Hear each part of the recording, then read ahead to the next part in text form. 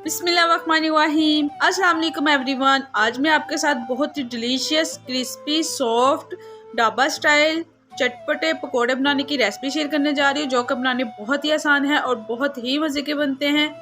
सो आपने पूरी वीडियो देखनी है। स्पेशली बिगनर्स के लिए बहुत ही हेल्पफुल वीडियो है कि वो कौन से मिस्टेक करते हैं जिनसे उनके पकोड़े या तो जल जाते हैं, अंदर से कच्चे रह जाते हैं, ओवर कुक हो जाते हैं या फिर हार्ड हो जाते हैं। टाइम वेस्ट किए बगैर रेसिपी स्टार्ट करते हैं। बेसन 2 कप, इसको मैंने अच्छी तरह छान के एक बड़े बाउल में ऐड कर दिया है।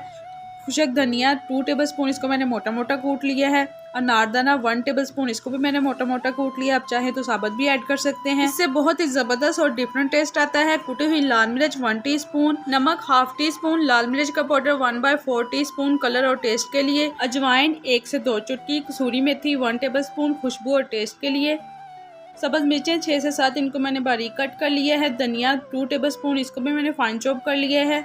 तमाम स्पाइसेस को चम्मच की मदद से मैं अच्छी तरह मिक्स कर लूँगी। अभी आपने इसमें पानी बिल्कुल भी ऐड नहीं करना है। जैसे ही अच्छी तरह मिक्स हो जाएगा तो मैं इसमें 3 मीडियम साइज़ के आलू लिए थे, इनको बिल्कुल बारीक जूलियन कटिंग में कट कर लिया था और अच्छी तरह वॉश कर लिया था। ये मैं इसमें ऐड कर दूँगी। और 2 ही मैंने मीडियम साइज़ के प्याज लिए थे, इनको भी जूलियन कटिंग में कट कर लिया था। ये भी मैंने इसमें ऐड कर दूँगी। टॉप सीक्रेट इंग्रेडिएंट दही 3 टेबलस्पून में इसमें ऐड करूँगी। बाजार वाले तो इसमें मीठा सोडा ऐड करते हैं, बट दही जो है इससे एक तो पकोड़े सॉफ्ट होंगे, क्रिस्पी होंगे और फूलेंगे। पहले मैं दही को पकोड़ों के मिक्सचर में अच्छी तरह मिक्स कर लूँगी, उसके बाद पानी ऐड करूँगी। पानी की क्वांटिटी कम ही रखनी है, इसको थोड़ा थिक ही रखना है, पतला बिल्कुल भी नहीं करना है। इसके बाद पानी ऐड करके मैंने पकोड़ों का बैटर रेडी कर लिया। आप देख सकते हैं बहुत ही जबरदस्त क्रीमी बैटर रेडी हुआ है, ना तो ज्यादा पतला है और ना ही ज्यादा थिक है। अब मैं तैयार किए हुए बैटर को 10 मिनट के लिए रेस्ट देने के लिए साइड पे रख दूंगी।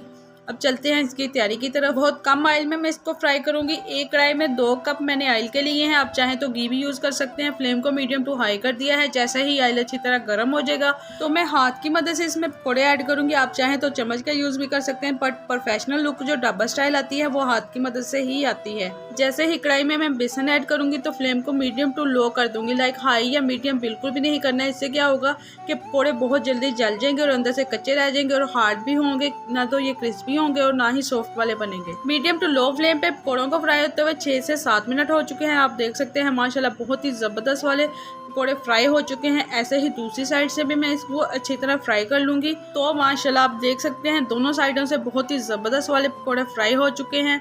ऐसे ही बाकी के मैं तमाम पकोड़े भी फ्राई कर लूंगी। इसके साथ ही अगर आप न्यू विजिटर हैं तो प्लीज मेरे चैनल को सब्सक्राइब कर दें, बेल आइकॉन को प्रेस कर दें, ताकि हर आने वाली न्यू आसान और डिलीशियस वाली वीडियो का नोटिफिकेशन सबसे पहले आपको मिल सके।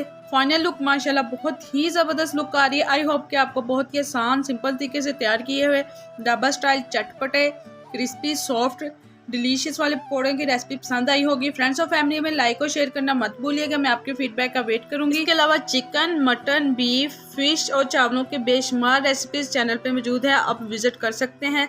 जाने से पहले रेड बटन को प्रेस करना मत भूलिएगा। मिलते हैं नेक्स्ट वीडियो में। अपना रखिएगा बहुत ज़्यादा ख्याल, मुझे भी दुआ में याद रखिएगा। थैंक्स फॉर वॉचिंग एंड अल्लाह हाफिज़।